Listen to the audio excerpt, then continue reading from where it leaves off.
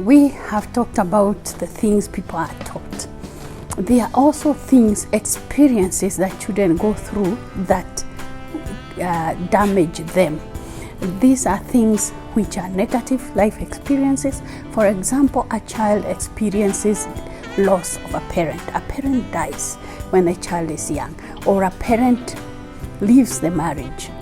The child had two parents, loved mommy, loved daddy, and now daddy is no longer in the child's life, or mommy is no longer in the child's life. That is a life experience that damages the child. It may be that a family was doing well financially, and now something happens, they lose everything. The child experiences drastic change in lifestyle. They move from the kind of life they knew to a kind of life that is completely unfamiliar, damaging. These negative life experiences, we refer to them as adverse childhood experiences. And these are experiences that is not about teaching a child something. It's a child going through experiences that are overwhelming.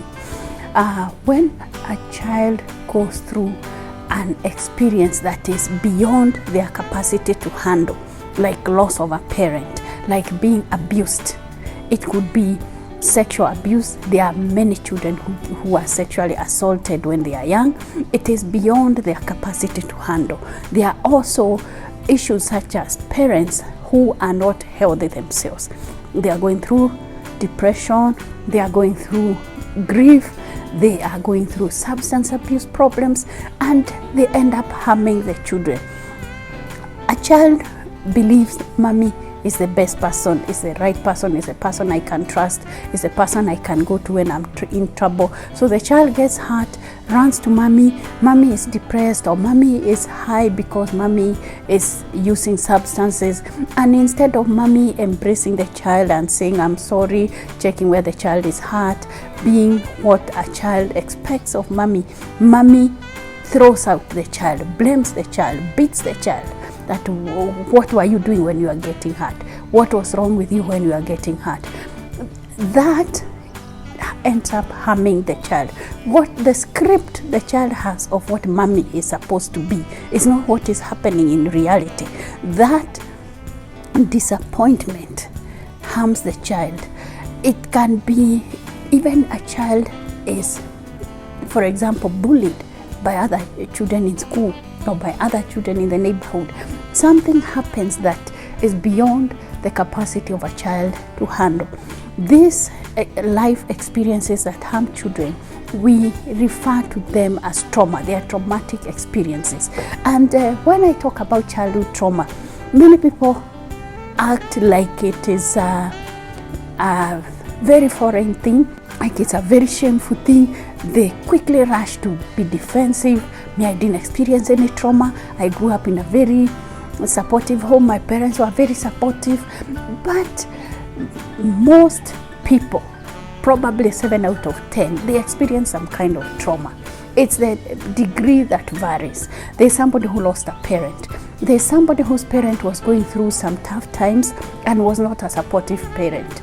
Would beat their children, shout at them, call them names, unfairly compare children, favor some children over others, tell them things like you are useless, you will never become anything, all those things. For a child, what is beyond their capacity to handle is childhood trauma. But when we look at that as adults and we do not understand what trauma is, that is why people are very defensive, that me, I didn't experience any trauma. My family was okay. The family could have been okay, but there is no human being who is perfect. And there's nobody who had a perfect childhood. That the parents were perfect in all areas. They were perfect in the way they disciplined the children. They were perfect in the way they encouraged the children to each live to their full potential. They were perfect in that they did not compare children. That John is doing well in mathematics, why can't you also do well in mathematics?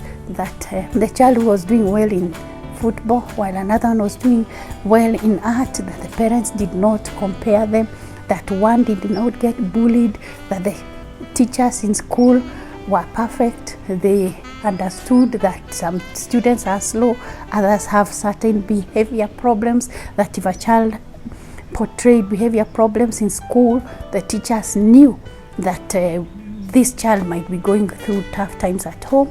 We need to investigate. That one didn't get teachers who punished them instead of finding out what struggles a child was going through. One did not get neighbors who are not perfect, did not have members of the extended family, grandparents, uncles, aunties who are not perfect. There's nobody who had a perfect childhood.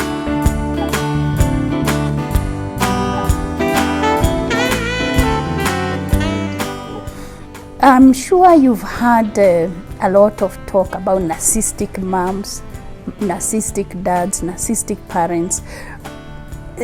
What happens is that these people who are being, I always say, labeled narcissistic, they are people who are damaged and they have not healed. For example, somebody lost a parent at a young age, or parents broke up and the child was stopped from relating with the other parent. So the person grew up damaged. That is a person who is being labeled that this person is narcissistic because of the struggles they have. I always look at a human being like a plant. Think of this beautiful seedling. You plant it in rich soils where it has access to sunshine. You put manure or fertilizer in the soil to make sure it gets enough nutrients. You water it. So you can imagine if that beautiful seedling was planted under the shade of a big tree in very shallow soils. It was not well watered. It didn't access sunshine. Of course, it will not grow to a healthy plant. That's what happens to human beings. This baby comes into the world and the environment is not conducive. There's abuse, there's neglect, there's maltreatment, there's violence in the home or in the neighborhood.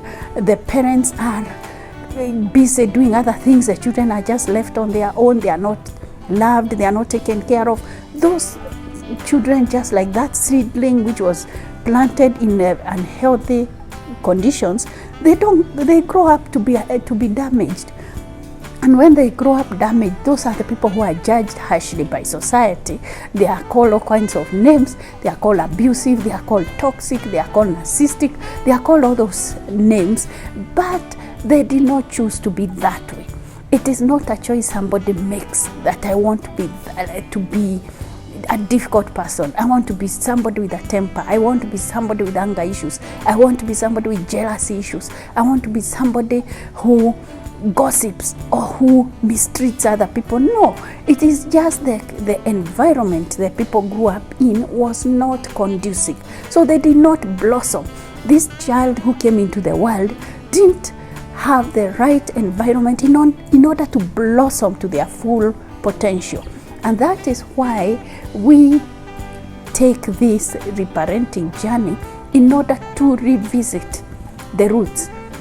What went wrong? What happened to me that crippled me, that robbed me of some potential, that robbed me of my self-esteem, that robbed me of the belief that I had in myself, that I could achieve anything, that I could do anything. Now I'm full of fear. I don't believe that I can achieve anything. I think I'm not good enough. I think other people are better than me. What happened? What went wrong? So many times when people are struggling, they look for ways to stop the struggle. That is not what we do. In reparenting, we go back to the beginning. We go back to the roots. We address everything. And that way, all the struggles will fall off because everything has been handled. Even areas somebody had not thought it's a problem. They may just have thought, me, I'm not good at such and such a thing. I don't like such and such a thing. I don't like this. Only to go through reparenting, address their roots, correct whatever went wrong, and then they discover so many things they had not thought about. They realize they are good at things which they never thought they are good at. They realize they have certain skills, talents, passions that they didn't even know about. They realize they have a side which they didn't know they have. They realize they love helping people, or they love taking care of babies, or they love taking care of elderly people. They realize things they didn't think that they even had the capacity to do, because those things were killed when they were young. And after reparenting, the authentic self just evolves when one now removes all those layers that were placed there by other people. They may have had good intentions, they may have been believing that they were protecting the child from harm, that they were protecting the child from dangerous things, that they were making the child easy to parent, the child easy to control, such that they could also have freedom to do some things, but they ended up robbing the child of their authentic self.